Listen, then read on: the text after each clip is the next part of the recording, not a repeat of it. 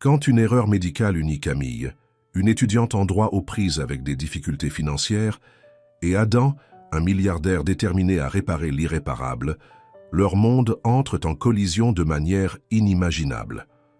Secrets, scandales et secondes chances se dévoilent alors qu'ils naviguent entre l'amour, la famille et un bébé né du destin. Avant de commencer l'histoire, dites-nous d'où vous nous regardez aujourd'hui. Camille Dubois se précipita à travers les portes de l'hôpital Necker Enfants Malades, déjà en retard pour son rendez-vous. Son sac à dos usé était rempli de livres de droit, et les cernes sous ses yeux montraient à quel point elle avait travaillé dur. À 22 ans, elle faisait tout son possible pour maintenir son rêve de devenir avocate en vie, même si cela signifiait prendre le premier rendez-vous disponible à la clinique. « Je suis là pour voir le docteur Martin », dit-elle à la réceptionniste, essayant de reprendre son souffle. « Je suis désolée d'être un peu en retard. » La réceptionniste leva à peine les yeux de son ordinateur. « Asseyez-vous, nous vous appellerons quand ce sera votre tour. » Quelques portes plus loin, dans l'aile privée de la clinique, Adam Delacroix terminait son propre rendez-vous. À 38 ans, il possédait tout ce que l'argent pouvait acheter, sauf quelqu'un pour le partager. Son costume de créateur et ses cheveux parfaitement coiffés ne pouvaient cacher la solitude dans ses yeux, alors qu'il signait les derniers papiers pour le stockage de son sperme en vue d'une utilisation future. « Tout est pris en charge, monsieur Delacroix », l'assura son infirmière privée. « Nous conserverons votre échantillon en sécurité jusqu'à ce que vous soyez prêt à fonder une famille. » Adam hocha la tête, consultant son téléphone pour les dizaines de messages qui étaient probablement arrivés pendant son rendez-vous. « Merci, envoyez les documents à mon bureau. » Il sortit sans autre mot, son esprit déjà absorbé par sa prochaine réunion. Ni Adam ni Camille ne savaient que dans le laboratoire derrière ces murs, une technicienne fatiguée était sur le point de commettre la plus grosse erreur de sa carrière. Elle avait fait des doubles services toute la semaine et les étiquettes sur les échantillons commençaient à se brouiller. Un simple mélange changerait tout. Lorsque Camille fut finalement appelée pour sa procédure de routine, elle n'avait aucune idée que sa vie était sur le point d'être bouleversée. Elle voulait juste retourner à ses cours et à son travail à mi-temps au café universitaire. 3 mois plus tard, Camille était assise dans la même clinique, agrippant les accoudoirs de sa chaise, tandis que le docteur Martin annonçait une nouvelle qui n'avait aucun sens. « Je ne comprends pas, » dit Camille, la voix tremblante. « Comment puis-je être enceinte? Je n'ai jamais... Je veux dire, je n'ai pas... » Le docteur Martin avait l'air aussi pâle que Camille se sentait. « Mademoiselle Dubois, nous avons découvert qu'il y avait eu une erreur pendant votre procédure. Une erreur très grave. » De l'autre côté de la ville, dans son bureau au sommet d'un immeuble de luxe à Paris, Adam Delacroix était en pleine réunion du conseil d'administration lorsque sa ligne privée sonna. La couleur s'échappa de son visage tandis qu'il écoutait. Le directeur de la clinique expliquait ce qui s'était passé. « Qu'est-ce que vous voulez dire? Quelqu'un a été accidentellement inséminé avec mon échantillon, » cria-t-il, faisant sursauter les membres de son conseil d'administration. « Réparez ça, maintenant. » Mais certaines choses ne pouvaient pas être réparées avec de l'argent ou du pouvoir. Au moment où les avocats d'Adam organisèrent une rencontre, avec Camille, elle avait déjà décidé de garder le bébé. Elle ne laisserait personne lui dire quoi faire de son corps ou de son enfant. La première rencontre entre Adam et Camille fut un désastre. Ils s'assirent dans l'une des salles de réunion privées de la clinique, Adam flanqué d'avocats coûteux, Camille assise seule, mais le dos droit. « Nommez votre prix », dit Adam froidement, faisant glisser un chèque sur la table. Toute cette situation doit disparaître discrètement. Camille repoussa le chèque sans même le regarder. « Je ne vends pas mon bébé, » dit-elle, la voix ferme malgré ses mains tremblantes. « Cet enfant n'était peut-être pas prévu, mais il arrive, et je le garde. » Adam n'était pas habitué à ce que les gens lui disent que non. « Avez-vous une idée de qui je suis? Des ressources que je possède? »« Avez-vous une idée de qui je suis ?» rétorqua Camille. « Je ne suis pas un problème que vous pouvez régler avec de l'argent. Je suis une personne, et c'est aussi mon bébé. » Quelque chose dans ses paroles fit faire une pause à Adam. Pour la première fois, il regarda vraiment la jeune femme assise en face de lui. Elle était habillée simplement mais proprement, ses manuels scolaires empilés à côté de sa chaise. Elle n'avait pas l'air effrayée ou calculatrice, juste déterminée. Alors que Camille rassemblait ses affaires pour partir, elle se tourna vers Adam. « Vous pouvez faire partie de la vie de cet enfant si vous le voulez, mais vous ne pouvez pas m'acheter. » Adam la regarda partir, ressentant quelque chose qu'il n'avait pas prévu, du respect. Et peut-être, bien qu'il ne l'admette pas encore, une pointe d'admiration. Ce soir-là, aucun d'eux ne put dormir. Camille était allongée dans son petit appartement à Paris, la main sur le ventre, se demandant comment elle allait gérer les études, le travail et un bébé. Adam se tenait à la fenêtre de son penthouse, regardant les lumières de la ville, réalisant que pour la première fois de sa vie, son argent ne pouvait pas résoudre son problème. Ce que ni l'un ni l'autre ne savaient, c'est que ce n'était que le début. Leur vie était désormais liée d'une manière qui allait les changer tous les deux à jamais, commençant par un bébé qu'ils n'avaient jamais prévu et se terminant par des sentiments qu'ils n'avaient jamais attendus. Les nausées matinales frappèrent Camille durement alors qu'elle se précipitait aux toilettes entre les cours. Elle arriva de justesse, ses livres de droit serrés contre sa poitrine. C'était la 3e fois cette semaine qu'elle tombait malade pendant le cours du professeur Dubois, et elle savait que les gens commençaient à parler. « Ça va là-dedans ?» demanda Sophie, une de ses camarades de classe, en frappant à la porte. « Tout le monde dit que tu es enceinte. » Camille se lava le visage à l'eau froide et essaya de retenir ses larmes. Les rumeurs se répandaient plus vite qu'elle ne l'espérait. « Ça va », répondit-elle, mais elle savait qu'elle ne trompait personne. Pendant ce temps, Adam ne pouvait pas se concentrer sur son travail. Il n'arrêtait pas de penser à Camille et au bébé. Son bébé. Son assistante, Isabelle, remarqua que quelque chose n'allait pas lorsqu'il rata 2 appels importants en une matinée. « Monsieur Delacroix, votre frère Richard est en ligne. Il veut savoir pourquoi vous avez annulé la réunion du conseil d'administration. » Adam la congédia. « Dites-lui que je suis occupé. » Il regardait son écran d'ordinateur, lisant tout ce qu'il pouvait trouver sur la grossesse et les soins prénataux. Non pas qu'il l'avouerait à qui que ce soit. Plus tard cette semaine-là, Camille travaillait son quart de travail au café universitaire lorsque Adam entra. L'endroit devint silencieux. Personne n'était habitué à voir quelqu'un en costume à 1 000 $ dans leur petit café. « Que faites-vous ici ?» demanda Camille, essayant de baisser la voix tandis que ses collègues la regardaient. « Vous avez manqué le rendez-vous chez le médecin, » dit Adam, gardant la voix basse. « La clinique m'a appelé. » Le visage de Camille s'affaissa. « Je n'ai pas pu m'absenter du travail. Certaines d'entre nous doivent réellement gagner leur argent. » Les mots blessèrent Adam plus qu'il ne l'attendait. Il regarda autour du petit café, observant les baskets usées et les yeux fatigués de Camille. Pour la première fois, il comprit vraiment à quoi elle était confrontée. « Laissez-moi vous aider, » dit-il plus doucement cette fois, « au moins pour les frais médicaux. Je vous l'ai dit, je ne prends pas votre argent. Ce n'est pas une question de vous ou de moi, » insista Adam. « C'est une question du bébé, notre bébé. » Quelque chose dans sa voix fit faire une pause à Camille. Elle ne l'avait jamais entendu dire « notre bébé » auparavant. « Bien, » dit-elle finalement. « Mais seulement les frais médicaux, et je garde mon travail. » Adam voulait discuter, mais il vit la détermination dans ses yeux. C'était le même regard qu'elle lui avait lancé lors de leur première rencontre, et il apprenait que cela signifiait qu'il était inutile de se battre. Le lendemain, Camille fut surprise de trouver Adam attendant devant son dernier cours. Les étudiants chuchotèrent et montrèrent du doigt alors qu'il se tenait là dans son costume coûteux, ayant l'air mal à l'aise mais déterminé. « La clinique a reprogrammé le rendez-vous pour cet après-midi, » dit-il. « J'ai pensé, peut-être que je pourrais vous conduire. » Camille hésita. Elle avait l'habitude de prendre le bus, de tout faire seule. Mais ses pieds étaient enflés, et la pensée d'un autre long trajet en bus lui donnait envie de pleurer. « D'accord, » dit-elle finalement, « mais ça ne signifie rien. » Le trajet jusqu'à la clinique fut silencieux au début. La voiture de luxe d'Adam sentait le cuir neuf et Camille se sentait déplacée.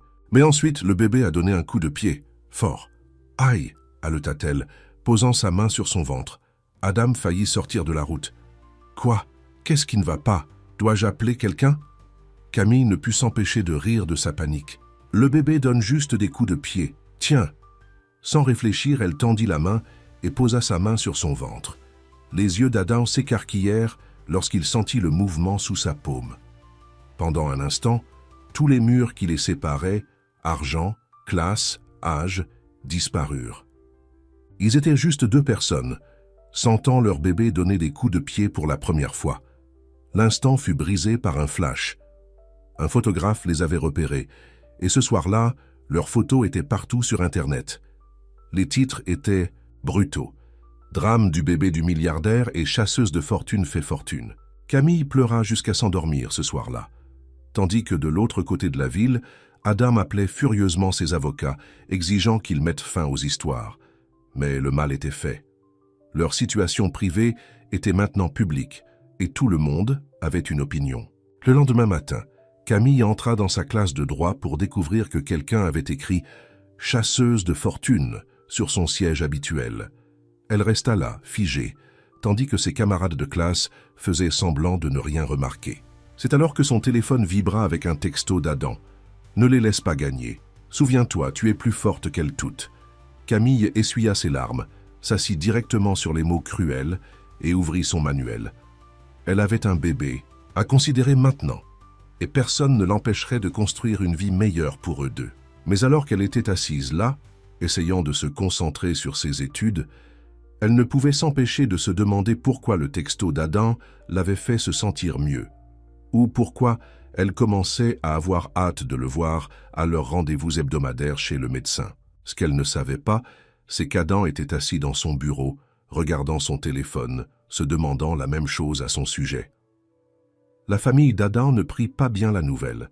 Sa mère, Éléonore Delacroix, fit irruption dans son bureau un matin, agitant un magazine People. « Avez-vous complètement perdu la tête ?» demanda-t-elle, jetant le magazine sur son bureau. « Une étudiante, une fille de nulle part, savez-vous ce que cela fait à la réputation de notre famille ?» Adam garda le calme, bien que sa mâchoire soit serrée. « Maman, ce n'est pas ce que vous pensez. Il y a eu une erreur médicale, alors réparez ça. » Éléonore l'interrompit. « Payez-la ce qu'elle veut. Ces filles veulent toujours de l'argent. Ne parlez pas d'elle comme ça. » La voix d'Adam était assez aiguë pour faire reculer sa mère. « Camille ne cherche pas mon argent. Elle a refusé toutes les offres que je lui ai faites. » Le visage parfaitement maquillé d'Éléonore se tordit d'incrédulité. « Alors elle joue le jeu sur le long terme. Vraiment, Adam, comme vous pouvez être naïf. » Alors que les Delacroix vivaient leur drame familial, Camille faisait face au sien. Sa mère, Régine Dubois, avait pris le bus pendant 3 heures pour voir sa fille après avoir entendu la nouvelle d'un voisin. « Ma chérie, pourquoi ne m'as-tu pas dit ?» demanda Régine, assise dans le petit appartement de Camille. Elle avait l'air fatiguée de son travail d'infirmière à l'hôpital, mais ses yeux étaient pleins d'amour. Camille se mit à pleurer. « J'avais peur, maman. Tout est tellement un désordre. » Régine serra sa fille dans ses bras. « Maintenant, écoute-moi, les femmes du bois sont fortes.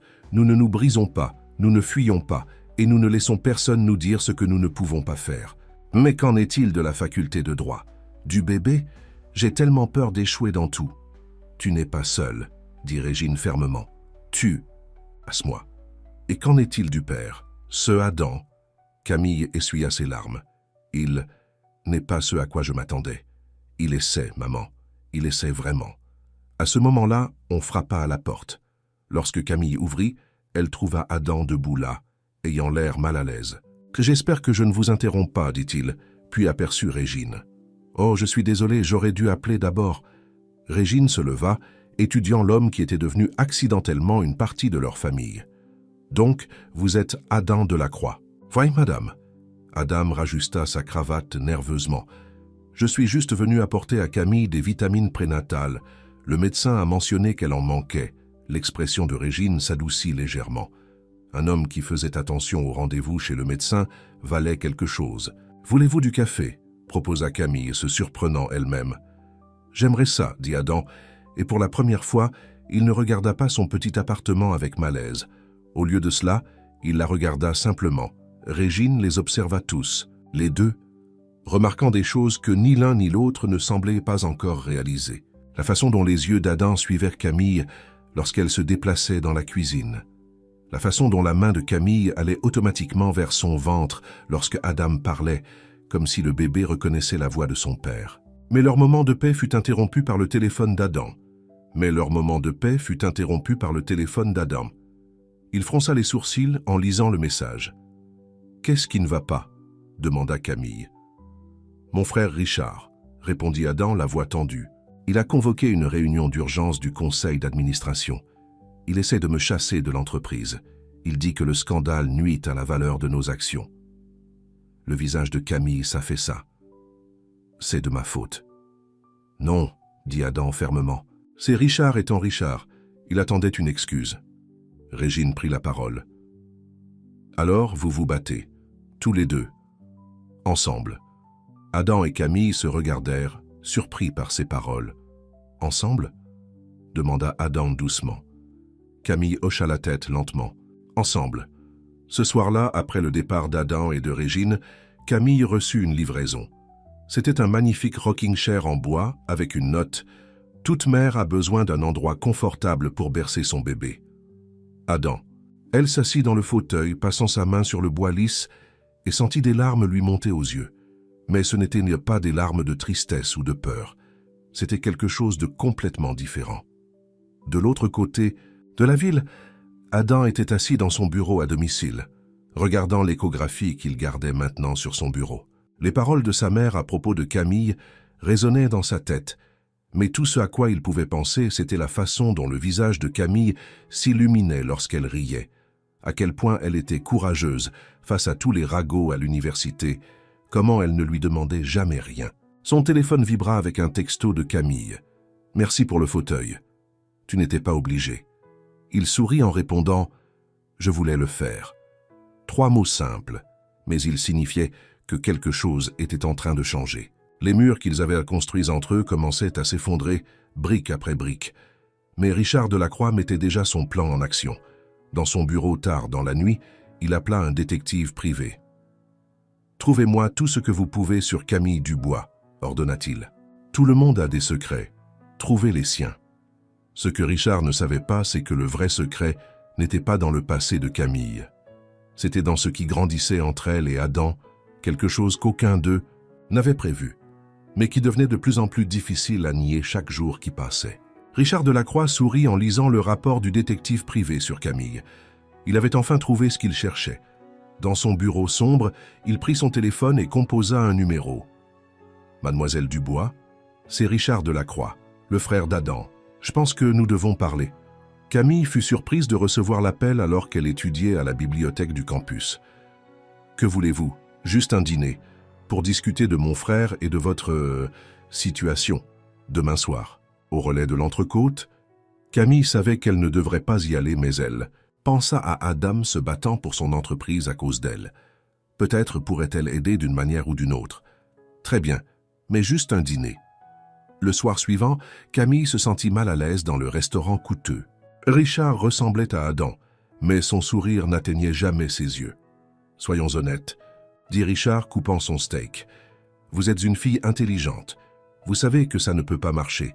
Le monde d'Adam et le vôtre, ils sont trop différents. Vous ne savez rien sur moi ou sur Adam, répondit Camille, essayant de rester calme. Le sourire de Richard devint froid. Je connais votre père, Camille. Comment il a abandonné votre famille. Comment votre mère a travaillé 3 emplois pour survivre. Comment vous êtes entré à la faculté de droit grâce à une bourse de diversité. Les mains de Camille se mirent à trembler. Vous me menacez? Pas du tout. Je vous offre une solution. 10 millions de dollars, assez pour vous occuper, de vous et du bébé à vie. Signez simplement pour renoncer à toute prétention au nom de la croix. Avant que Camille ne puisse répondre, une voix familière fendit l'air. Qu'est-ce que diable se passe ici? Adam se tenait à leur table, le visage sombre de colère. Il était venu au restaurant pour un dîner d'affaires et les avait aperçus par hasard. Je fais juste connaissance avec notre future belle-sœur, dit Richard tranquillement. Camille, qu'est-ce qu'il vous a dit? Demanda Adam. Des larmes remplirent en ses yeux. Il m'a offert de l'argent pour disparaître, pour éloigner le bébé de votre famille. Le poing d'Adam s'écrasa sur la table, faisant teinter les verres. Vous avez franchi une limite, Richard, une limite que vous ne pouvez pas franchir. Je protège notre famille, rétorqua Richard, pendant que vous jouez à la maison avec une fille assez jeune pour être votre fille. Le restaurant était devenu silencieux. Tout le monde regardait. Camille se leva, sa chaise grinçant bruyamment. « Je ne veux pas de votre argent, » dit-elle à Richard, « et je ne veux pas de votre approbation. Ce bébé est un Delacroix, que vous le vouliez ou non. Elle sortit la tête haute, mais ses mains tremblaient.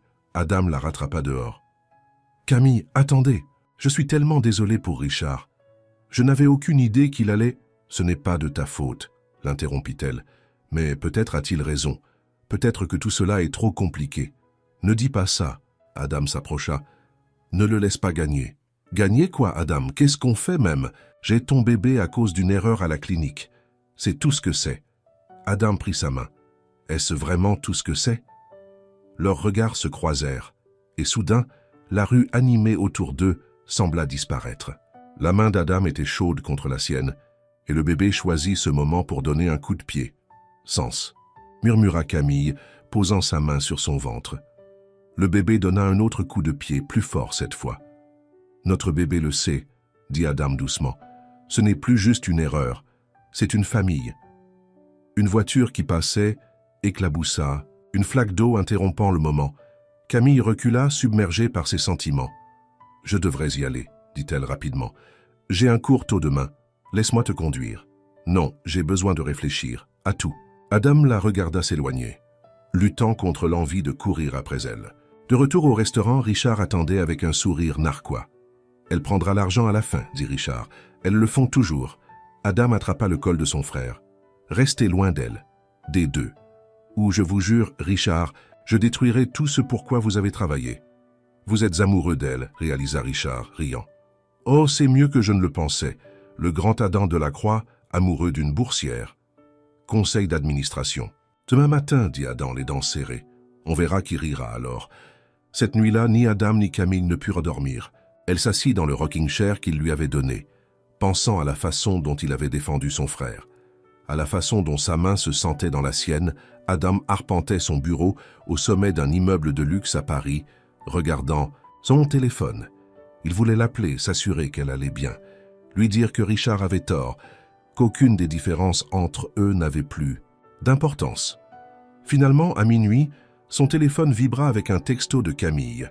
Le bébé n'arrête pas de donner des coups de pied. « Je crois qu'il vous manque. » Le cœur d'Adam fit un bond alors qu'il répondait « Vous me manquez toutes les deux. » Dans son bureau sombre, Richard était également éveillé, faisant des plans. Si l'argent ne résolvait pas son problème, il trouverait un autre moyen. L'Empire de la Croix n'allait pas être détruit par une grossesse et un amour de jeunesse, pas s'il pouvait l'empêcher. Le matin de la réunion du conseil d'administration arriva gris et orageux. Adam ajusta sa cravate, pensant à tout ce qui était en jeu. Son téléphone vibra avec un texto de Camille. « Bonne chance aujourd'hui. Montrez-leur de quoi vous êtes capable. » Ces mots simples lui donnèrent de la force alors qu'il entrait dans la salle du conseil.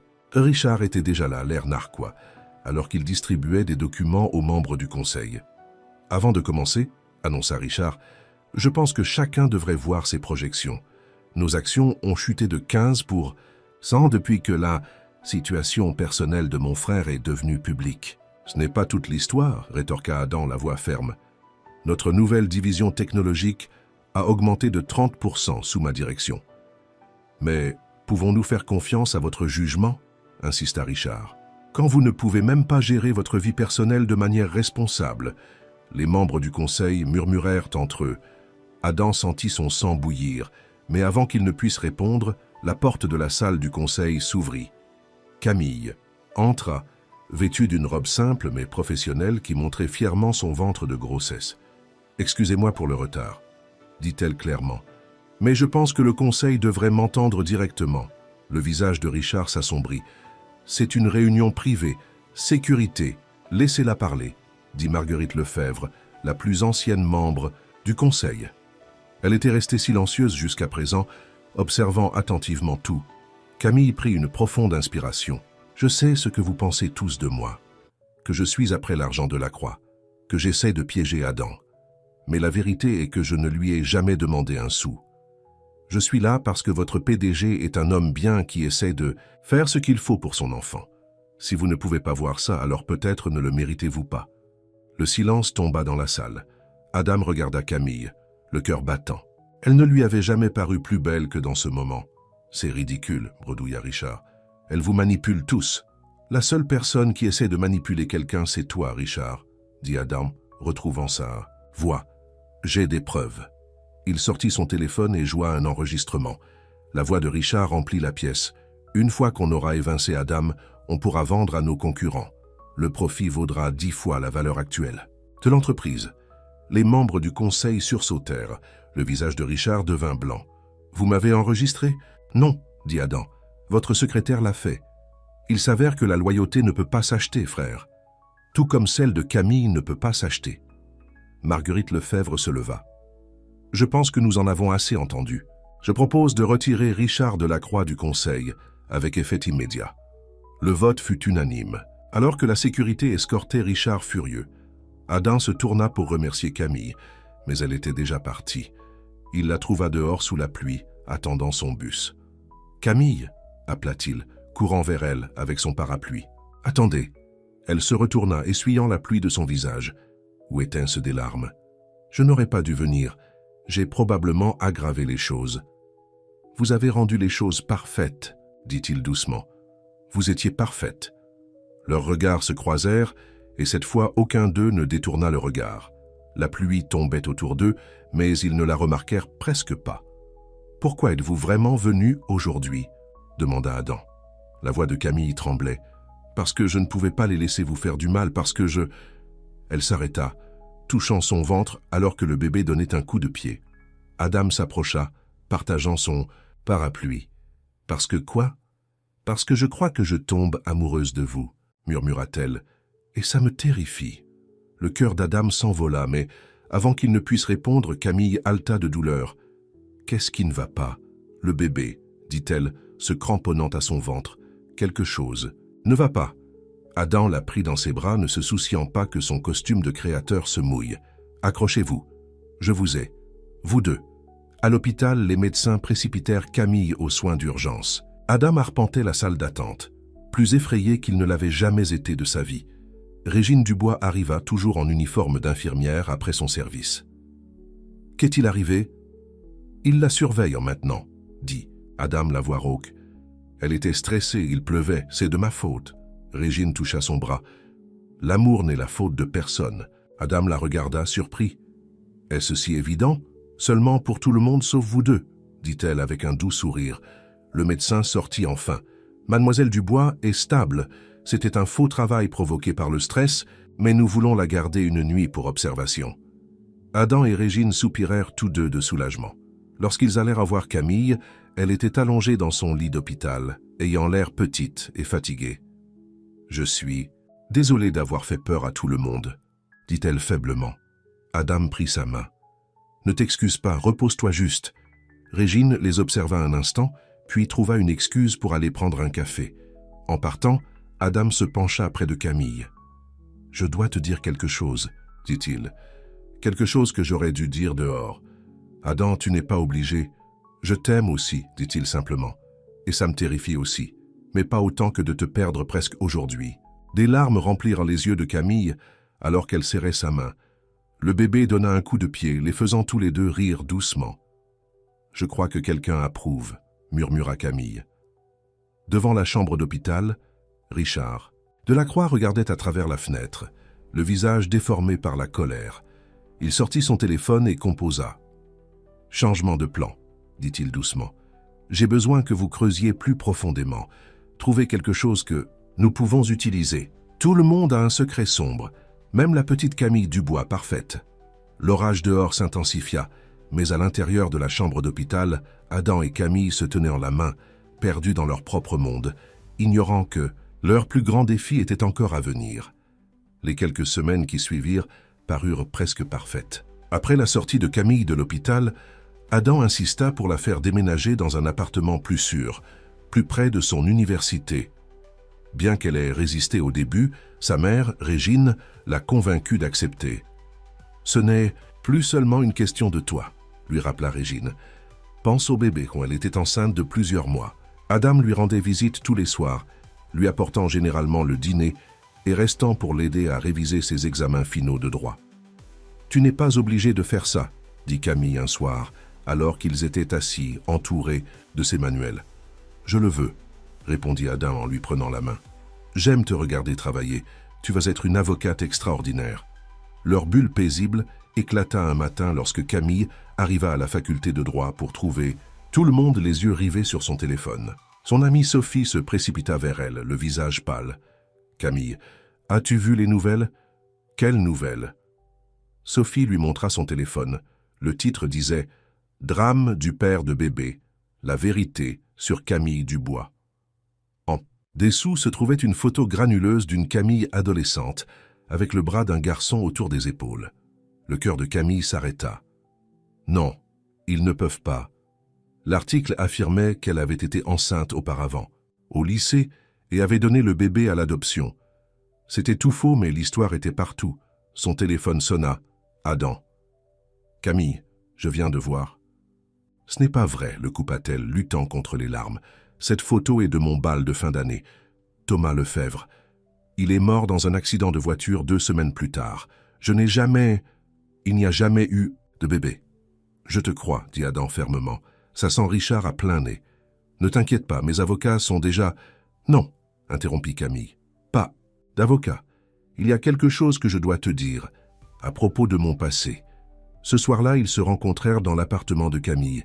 Elle s'assit dans le fauteuil à bascule, rassemblant son courage. La raison pour laquelle cette photo me fait autant de mal. Thomas n'était pas seulement mon cavalier au bal, c'était mon meilleur ami. Après sa mort, j'étais perdu. J'ai commencé à sécher les cours, à avoir des problèmes. Si ma mère n'avait pas fait d'heures supplémentaires pour m'envoyer en thérapie, elle s'essuya les yeux. C'est probablement ce que les enquêteurs de Richard ont trouvé. Ma phase d'adolescente à problème. Adam s'agenouilla à côté de sa chaise. Tu étais en deuil. Le lycée a failli me renvoyer. J'ai failli tout jeter par-dessus bord, mais maman a cru en moi. Elle m'a aidé à redresser la barre. C'est pourquoi je travaille si dur maintenant. Pourquoi je n'abandonne jamais. Adam lui prit la main. Tu es incroyable, tu sais ça? Mais leur moment fut interrompu par un coup à la porte. Quand Adam ouvrit, Éléonore Delacroix entra en trombe. C'est vrai? Demanda-t-elle, brandissant une tablette avec l'article. As-tu vérifié les antécédents de cette fille avant de t'impliquer? Mère, avertit Adam, J'avais raison à son sujet depuis le début, c'est de la camelote, tout comme... Dehors! La voix d'Adam tonna dans l'appartement. Sortez maintenant, ou je vous jure que vous ne rencontrerez jamais votre petit enfant. Éléonore recula, choquée. Tu la choisirais plutôt que ta propre famille. Elle est ma famille maintenant, dit Adam tranquillement. Elle est notre bébé. Après le départ d'Éléonore, Camille se mit à pleurer. Je ruine. Tout, ta famille, ta réputation, et... Adam la serra dans ses bras. Toi et ce bébé êtes ma vraie famille. Le reste n'est que du bruit. Mais le bruit devenait de plus en plus fort. Ce soir-là, Richard était assis dans son bureau, observant le chaos se dérouler en ligne. Son téléphone sonna. « L'histoire est partout », rapporta son enquêteur. « Mais j'ai trouvé autre chose. À propos de son père. »« Richard, souris, dis-moi tout. » Pendant ce temps, dans sa petite maison de l'autre côté de la ville, Régine Dubois fouillait de vieilles boîtes lorsqu'elle trouva une pile de lettres. Ses mains tremblaient lorsqu'elle reconnut l'écriture. « Oh Seigneur », murmura-t-elle, « pas maintenant, s'il te plaît, pas maintenant. » Les lettres venaient du père de Camille. La dernière était postée il y a seulement 3 mois. Régine referma rapidement les lettres. Personne ne pouvait savoir, surtout pas Camille. La vérité briserait son cœur. De retour dans l'appartement de Camille, elle et Adam étaient assis sur son petit canapé, sa main posée sur son ventre pendant que le bébé bougeait. « On devrait réfléchir au prénom, dit-il doucement. « Vraiment? Même après tout ce drame? Surtout après tout ce drame. » Il l'embrassa sur le front. « Ce bébé est un nouveau départ, pour nous tous. » Camille s'appuya contre lui, se sentant en sécurité pour la première fois de la journée. Mais alors que le soleil se couchait à l'extérieur de sa fenêtre, 3 personnes différentes gardèrent des secrets qui pouvaient briser leur bonheur. Richard avec sa nouvelle découverte, Régine avec ses lettres cachées et Éléonore Delacroix avec un plan qui lui était propre. La tempête qui s'annonçait mettrait à l'épreuve non seulement l'amour d'Adam et de Camille, mais tout ce qu'ils pensaient savoir sur la famille, la confiance et le pardon. Régine Dubois ne pouvait pas dormir.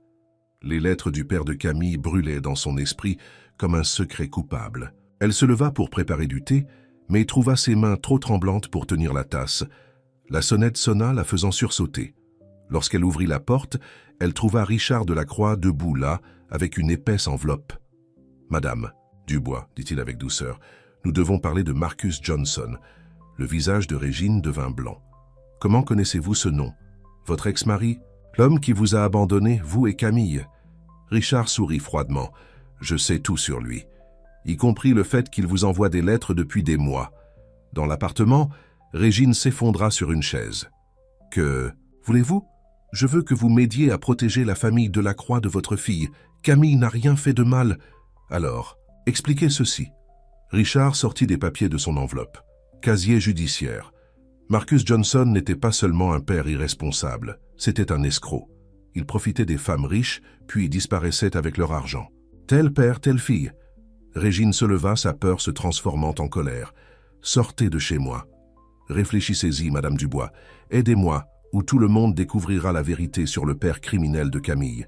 Pendant ce temps, de l'autre côté de la ville, Adam et Camille dînaient dans son bureau au sommet d'un immeuble de luxe à Paris pour la première fois. Elle se sentait déplacée au milieu des meubles coûteux, mais Adam n'avait Dieu que pour elle. « Je pensais, » dit-il en lui prenant la main. « Peut-être devrais-tu emménager ici.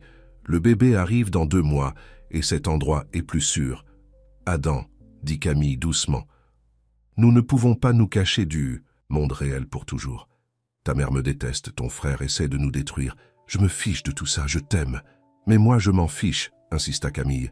Je ne veux pas que notre bébé naisse dans tout ce drame et cette haine. » Avant qu'Adam ne puisse répondre, son téléphone vibra avec un message urgent. Son visage s'assombrit lorsqu'il le lut. Qu'est-ce qui ne va pas? Richard a convoqué une autre assemblée des actionnaires. Il essaie de forcer un vote de défiance. Camille se leva, grimaçant alors que son dos lui faisait mal. Quand? Demain matin. Adam passa ses mains dans ses cheveux. Il doit avoir quelque chose de gros prévu. Il ne ferait pas ce geste à moins que... Son téléphone sonna de nouveau. Cette fois, c'était Éléonore. « Mère, je ne suis pas d'humeur. »« Adam, écoute-moi. » Éléonore le coupa. « Je sais que nous avons eu nos différends, mais tu dois entendre ça. Richard m'a rendu visite aujourd'hui. Il a des informations sur le père de Camille. » Le sang d'Adam glaça.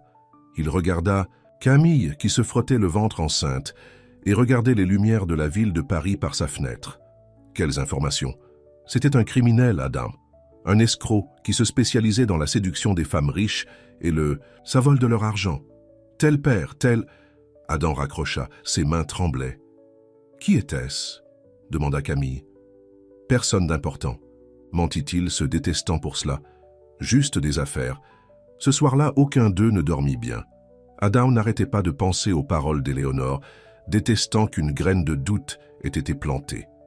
Camille se tourna inquiète pour l'avenir.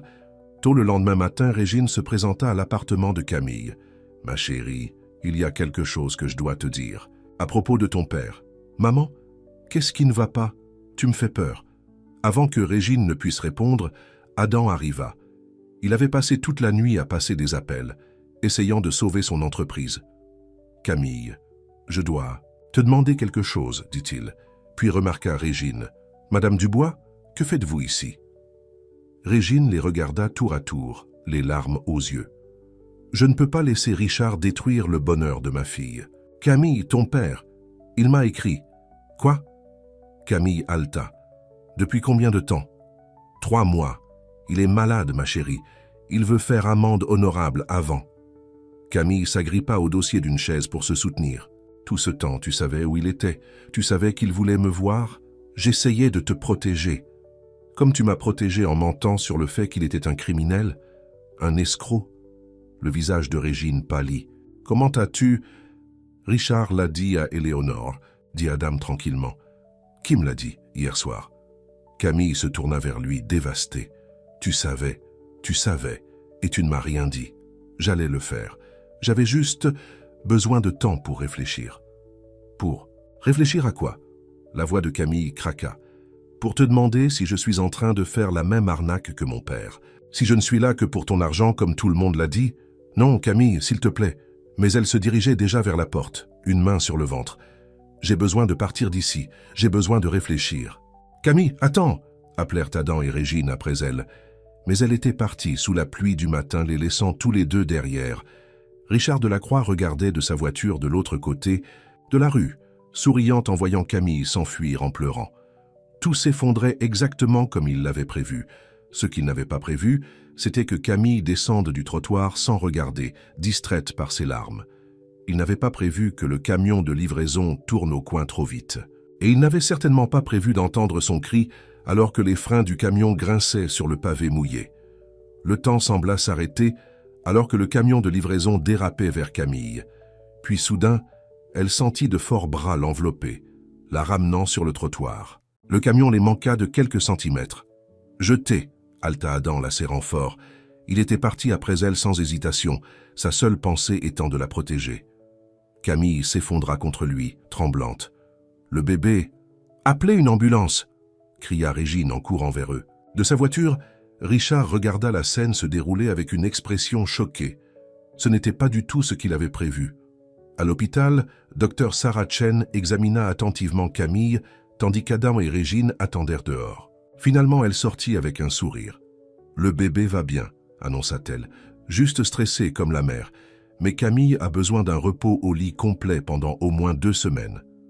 Adam s'affaissa de soulagement, mais lorsqu'il essaya d'entrer dans la chambre de Camille, elle se détourna de lui. « Je ne peux pas te parler maintenant, dit-elle doucement. Aucun de vous. » Régine fit un pas en avant. « Ma chérie, s'il te plaît, vous m'avez tous les deux menti. » La voix de Camille craqua. « À propos de mon père, à propos de ce que vous saviez, j'ai failli perdre mon bébé parce que je fuyais tous les mensonges. » Adam avait l'impression que son cœur était déchiré. « Je ne l'ai appris que hier soir. J'essayais de te protéger. Je n'ai pas besoin de protection, » cria Camille. « J'ai besoin de la vérité, toute la vérité. » Régine sortit une pile de lettres de son sac à main avec des mains tremblantes. « Tu as raison. Voici la vérité. Toute la vérité. » Les lettres de Marcus Johnson se répandirent sur le lit d'hôpital de Camille. 20 ans d'absence expliqués dans des excuses éparses et des excuses. « Il est tombé malade il y a 6 mois, » expliqua Régine doucement. « Un cancer.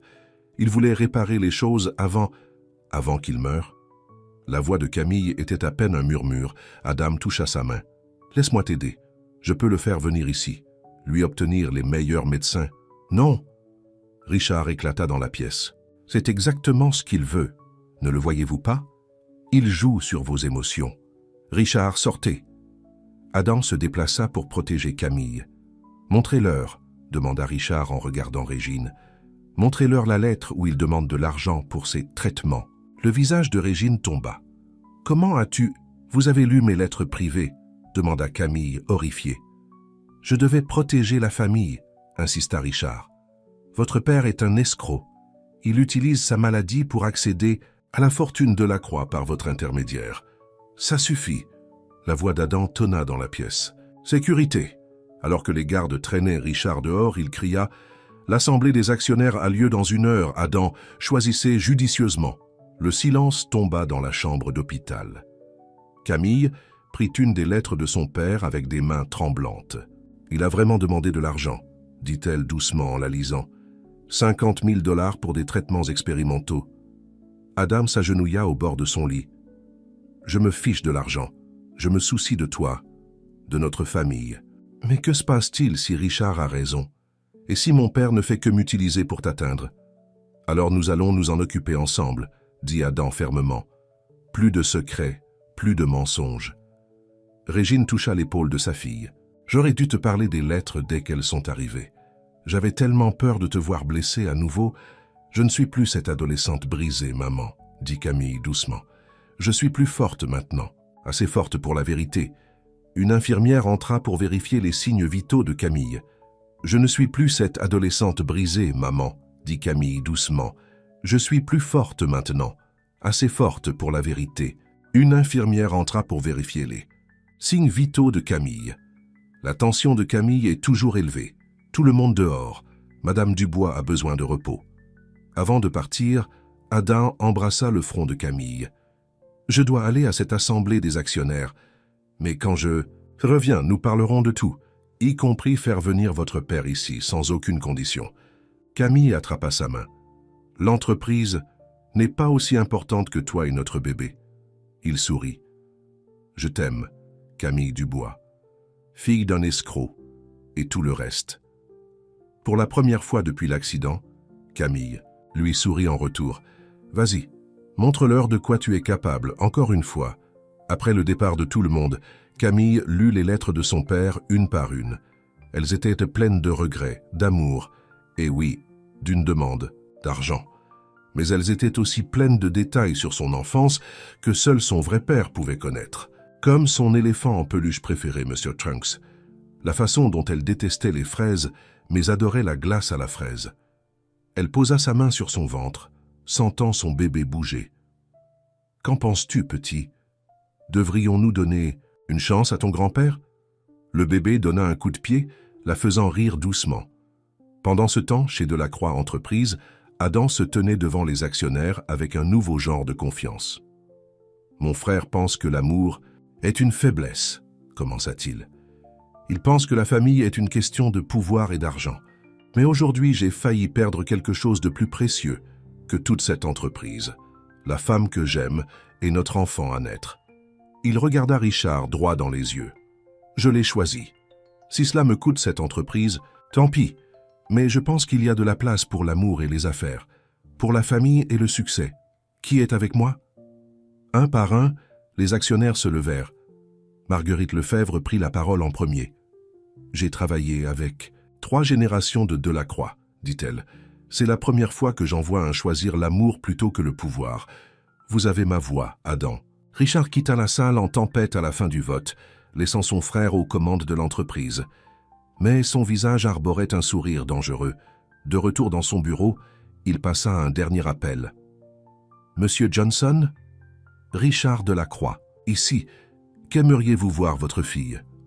Camille était enfin rentrée de l'hôpital, se reposant dans son petit appartement à Paris sur ordre du médecin.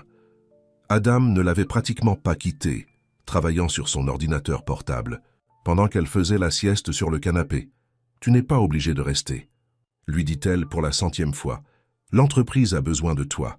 L'entreprise a d'excellents managers, » répondit-il en touchant doucement son ventre. « Ma famille a plus besoin de moi. » Le mot « famille » fit penser à Camille aux lettres de son père, soigneusement rangées dans son tiroir de chevet. Elle n'avait toujours pas décidé de le contacter. La sonnette retentit. Adam ouvrit la porte pour trouver Éléonore Delacroix debout là, l'air mal à l'aise. « Mère, que fais-tu ici ?» Éléonore brandit un petit sac cadeau. « J'ai apporté quelque chose. Pour le bébé. » Camille eut du mal à s'asseoir, surprise. Éléonore ne lui avait jamais rendu visite auparavant. « Puis-je entrer ?» demanda Éléonore doucement. Adam regarda Camille, qui hocha la tête. Éléonore entra, observant le modeste appartement avec des yeux différents de ceux d'avant. « J'ai beaucoup réfléchi, » dit Éléonore en posant le sac cadeau, « à la famille, à ce qui est vraiment important. » Elle sortit une petite couverture jaune du sac. C'était celle d'Adam quand il était bébé. Je l'ai gardée toutes ces années en espérant la donner un jour à mon petit enfant. Camille toucha le tissu doux, les larmes aux yeux. C'est magnifique. Je me suis trompée à ton sujet, admit Éléonore. J'étais tellement concentrée sur la protection du nom de la croix que j'ai oublié de protéger le bonheur de mon fils. Le moment fut interrompu par un autre coup à la porte. Régine entra portant une soupe qu'elle avait préparée pour Camille. Oh, elle s'arrêta net en voyant Éléonore. « Je peux revenir ?»« Non, reste, » dit Éléonore, surprenant. Tout le monde. « Je pense que nous devons tous parler. » De Marcus Johnson. Camille se raidit. « Qu'en est-il ?»« Richard a passé des appels, » expliqua Éléonore. « J'ai des amis au conseil d'administration de l'hôpital où votre père est soigné. Richard a proposé de payer la totalité de son traitement, en échange de quelque chose. »« Que veut Richard ?» demanda Adam. « Une conférence de presse. Il veut que Marcus accuse publiquement Camille de faire partie de ces escroqueries, de dire qu'elle est tombée enceinte délibérément pour accéder à la fortune de la croix. C'est insensé, » s'exclama Régine. Camille ne savait même pas le problème de la clinique avant. « Je sais, » la coupa Éléonore. « C'est pourquoi je suis là, pour vous prévenir, et pour vous aider, si vous me le permettez. » Camille serra la main d'Adam. « Mon père ne ferait pas ça, n'est-ce pas ?» Avant que personne ne puisse répondre, le téléphone de Camille sonna. Le numéro était inconnu. « Allô ? Camille ?» dit une voix masculine faible. « C'est ton père. » La main de Camille tremblait tellement qu'elle faillit laisser tomber le téléphone. Adam la soutint tandis que Régine et Éléonore regardaient anxieusement. « Pourquoi m'appelles-tu » demanda Camille, la voix tremblante. « Richard Delacroix a proposé de payer mon traitement, » dit Marcus. « Tout ce que j'ai à faire, c'est dire un petit mensonge. Ne le fais pas, » chuchota Camille. « S'il te plaît, ne le fais pas. » Il y eut une longue pause. Puis Marcus reparla, sa voix plus forte. « C'est pourquoi je t'appelle. Pour te dire que j'ai refusé. J'ai fait beaucoup de mal dans ma vie, surtout à toi et à ta mère. Je n'ajouterai pas ça à ma liste de péchés. » Des larmes coulèrent sur le visage de Camille. « Es-tu vraiment malade ?»« Oui, en phase terminale. Les médecins me donnent 2 mois, peut-être 3. L'offre de Richard était tentante. Les traitements auraient peut-être gagné du temps. Mais je ne te ferai plus de mal, même pas pour tout l'argent du monde. » Régine se rapprocha du téléphone, les yeux humides. « Marcus, c'est vraiment toi ?»« Régine, je suis tellement désolé. Pour tout. » Adam serra la main de Camille. « Laisse-moi aider. Sans aucune condition, pas de conférence de presse. Juste un père qui reçoit le traitement dont il a besoin. »« Non, » dit Marcus fermement. « Je ne mérite pas cette bonté. Mais, Camille, pourrais-je te voir ? Une seule fois, pour m'excuser en personne ? Pour te voir heureuse, réussir sur le point de devenir mère toi-même ?» Camille regarda sa propre mère qui hocha lentement la tête. « Oui, » dit Camille, « mais pas seule. Ma famille vient avec moi. »« Famille ?» demanda Marcus. « Ma mère. Adam et sa mère aussi.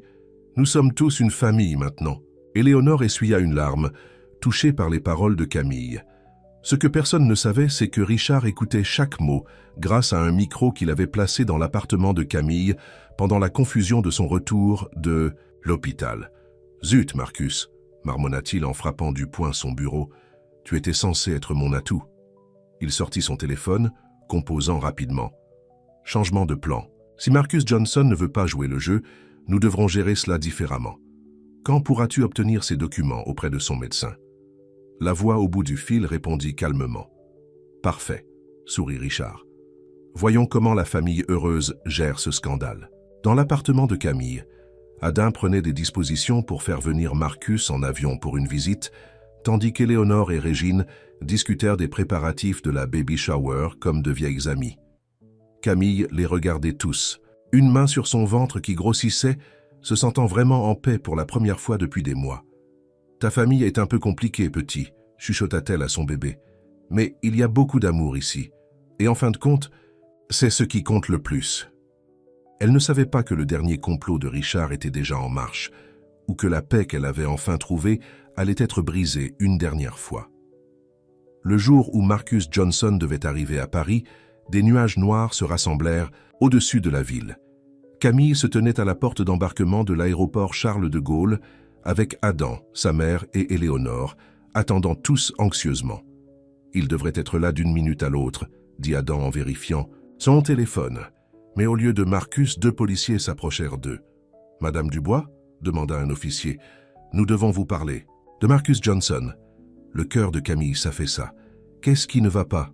Nous avons un mandat d'arrêt contre lui. Il a été pris en flagrant délit de tentative de fuite du pays ce matin. Il semble que sa maladie était feinte, faisant partie d'une vaste fraude à l'assurance. »« Non, » chuchota Régine. « C'est impossible. J'ai la preuve ici, » dit la voix de Richard derrière eux. Il tenait un dossier. Des dossiers médicaux montrant la fraude, des virements bancaires, tout. Adam fit un pas vers son frère. « Qu'as-tu fait ?»« J'ai fait ce que j'avais à faire pour protéger notre famille, » dit Richard avec suffisance. « Marcus Johnson n'est pas malade. Il ne l'a jamais été. Il travaillait avec Camille depuis le début. »« C'est un mensonge !» cria Camille. Mais le bruit dans le terminal de l'aéroport attira les regards.